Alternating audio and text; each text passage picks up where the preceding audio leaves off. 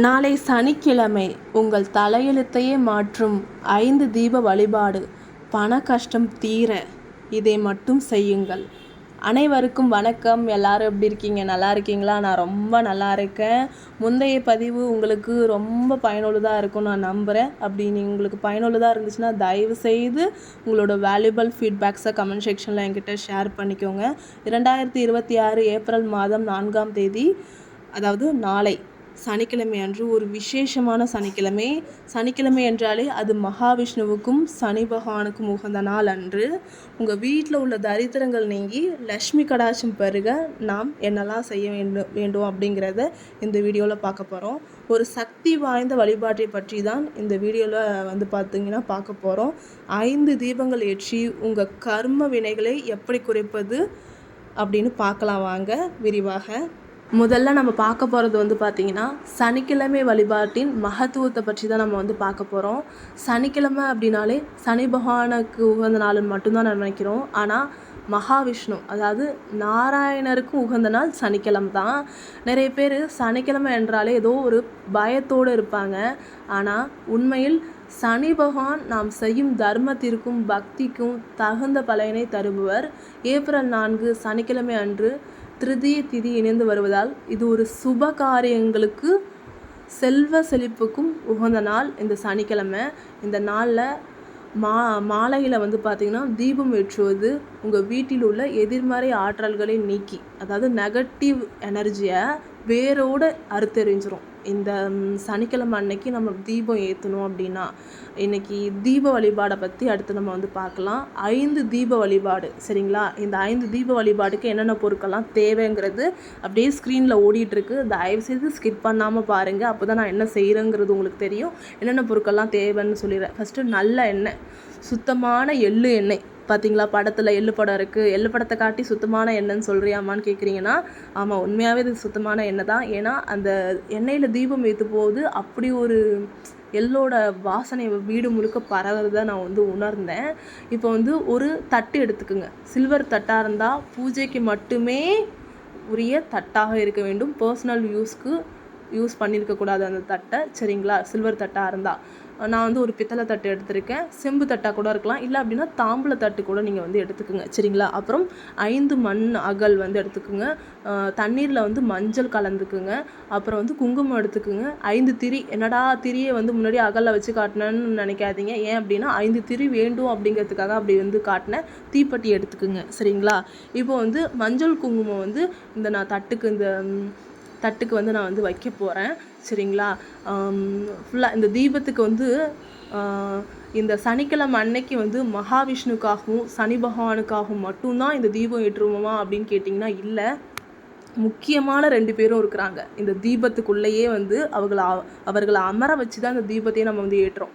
இந்த மஞ்சள் குங்குமம் வைக்கிறதுனால குரு பகவானுடைய பரிபூரண ஆசியும், சரிங்களா, மகாலட்சுமியோட பரிபூரண அருளும் இந்த தீபம் ஏற்றும் போது கிடைக்கும். பாருங்கள், ஒரே கண்ணில் 2 மாங்காங்கிற மாதிரி ஒரு தீபத்தில் 4 பேருக்கு பலனை நாம் இந்த தீபம் 5 தீபம் ஏற்றுறதுனால பார்த்திங்கன்னா நமக்கு கிடச்சிருது. இப்போ நான் என்ன பண்ணிகிட்ருக்கேன் அப்படின்னா, எப்போதுமே அகல் விளக்கில் தீபம் ஏற்றினேன் அப்படின்னா மஞ்சள் தடவுவேன். விளக்கு முழுக்க சுத்தமாக என்ன தான் தண்ணீரில் சுத்தமாக நான் அலசிட்டாலும் அதை உலர வச்சுட்டு லைட்டாக மஞ்சள் தடவுவேன். இப்படி தடவிட்டு கொஞ்ச நேரத்துலேயே அது காஞ்சிரும், சரிங்களா? அதுக்கப்புறம் தாராளமாக தீபம் ஏற்றலாம். இப்போது இந்த தீபத்தை பற்றி எல்லாமே சொல்லியாச்சு. இந்த தீபத்தை ஏற்றுறதுக்கான நேரம் ஃபஸ்ட்டு சொல்லுங்கள். சனிக்கிழமை மணிக்கு தீபம் ஏற்றணும் சொல்கிறீங்க, எந்த நேரத்தில் நாங்கள் ஏற்றுறதுன்னு கேட்டிங்கன்னா, மாலை 5:30 மணி முதல் 6:30 மணிக்குள்ளே இந்த தீபத்தை பார்த்திங்கன்னா நம்ம ஏற்றணும். இந்த தீபத்தை எப்படி ஏற்றுறதுக்கான முறையே இந்த வீடியோவில் நான் காட்டியிருக்கேன். தயவு செய்து ஸ்கிப் பண்ணாமல் பாருங்கள், சரிங்களா? இந்த தீபத்துக்கு மஞ்சள் குங்குமம் விட்டுட்டு மலர் வைக்க வேண்டும். இந்த தீபத்தை ஏற்றி முடிகிறது வரையும் நான் காட்டியிருப்பேன். இதை ஏற்றி கொண்டு போய் பூஜை அறையில் கொஞ்சமாக கோலம் போட்டு, முடிந்தால் மாக்கோலம் பச்சரிசி மாவில் கோலம் போட்டு அது மேலே அந்த தட்டை வச்சுருங்க பூஜை அறையில். சரிங்களா? அது ரொம்ப ரொம்ப விசேஷமான பலன்களை வந்து பார்த்திங்கன்னா நமக்கு வந்து கொடுக்கும். இப்போது இந்த 5 விளக்கு ஏன் சனிக்கிழமை அன்னைக்கு இந்த 5 விளக்கு ஏன் ஏற்றணும் அப்படிங்கிறத நான் கொஞ்சம் சிம்பிளாக சொல்லிடுறேன். இந்த 5 தீபத்திற்கும் தனித்தனி சிறப்பு பலன்கள் வந்து பார்த்திங்கன்னா உண்டு. இந்த தீபம் ஏற்றுவதற்கான ஒரு முறை இருக்குது. அந்த முறையை சிம்பிளாக சொல்கிறேன். தயவுசெய்து வீடியோ ஸ்கிப் பண்ணாமல் பாருங்கள். முதல் தீபம் ஏற்றுவதற்கான முறை, முதல் தீபத்தை ஏற்றும்போது உங்கள் குலதெய்வத்தை மனசார வேண்டிக்கிங்க. ஏன்னா முதல் தீபம் ஏற்றுவது குலதெய்வத்திற்காக. இரண்டாவது தீபம் ஏற்றுவதற்கான முறை, இரண்டாவது தீபத்தை ஏற்றும்போது உங்கள் முன்னோர்களை மனசில் நினச்சிக்கிங்க. ஏன்னா இரண்டாவது தீபம் ஏற்றுவது முன்னோர்களின் பரிபூரண ஆசி கிடைக்க, பித்ருக்கள் தோஷம் நீங்க. சரிங்களா? மூன்றாவது தீபம் ஏற்றுவது மகாலட்சுமிக்காக. அதனால் மகாலட்சுமி தாயாரை மனசார வேண்டிக்கிங்க. அப்போ தான் அவங்களோட பரிபூர்ண அருள் உங்களுக்கு கிடைக்கும்.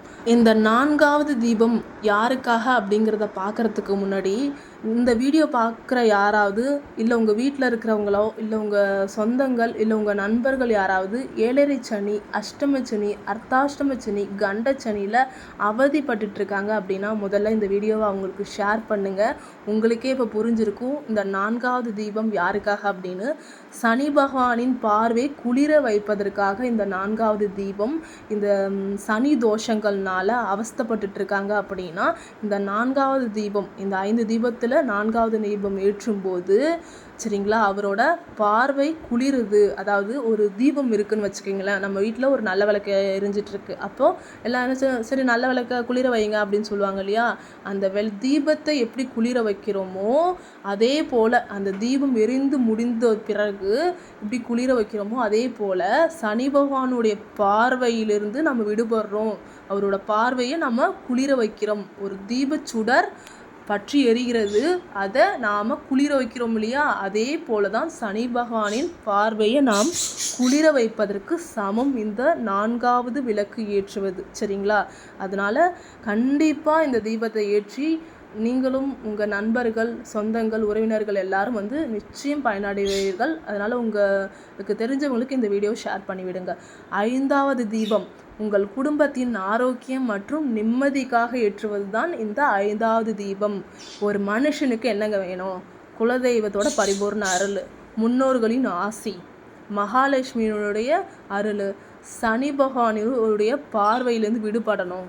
5வது ஒரு குடும்பத்துக்கு ஆரோக்கியம், நிம்மதி. ஒரு மனுஷ வாழ்க்கையில் என்னெல்லாம் தேவையோ அத்தனையும் கிடச்சிருச்சு இல்லையா? இது போதாதா? சனிக்கிழமை தோறும் இந்த 5 தீபத்தை ஏற்றுனா போதாதா சொல்லுங்கள்? நிச்சயம் ஏற்றுங்க. நிச்சயம் கைமேல் பலன் வந்து கிடைக்கும். சரிங்களா? இப்போது சொல்ல வேண்டிய மந்திரம், வழிபாடு முறை பற்றி பார்க்கலாம். சரிங்களா? தீபத்தை வந்து பார்த்திங்கன்னா வந்து ஏற்றி முடித்த பிறகு இந்த நான் வந்து இங்கே வந்து இப்படி காட்டுறேன் இல்லையா? மலர்கள்லாம் வச்சு விளக்கு வச்சு இப்போ தீபம் ஏற்ற போகிறேன். நீங்கள் பூஜை ரூம் கொண்டு போய் கோலம் இல்லைன்னா நார்மலாக கோலம் போட்டு அது மேலே வச்சுருங்க. வச்சுட்டு தீபம் ஏற்றுங்க. சரிங்களா? இப்போது இந்த தீபத்தை ஏற்றிய பிறகு ஒரு இடத்துல உட்காந்துக்குங்க. தியான நிலையில் நேராக நிமிர்ந்து உட்காந்துக்கிட்டு ஓம் நமோ நாராயணா சரிங்களா அப்படின்னு மந்திரத்தை வந்து உச்சரிங்க. உங்களால் எந்த அளவுக்கு ஜெபிக்க முடியுமோ அந்த அளவுக்கு உச்சரிங்க.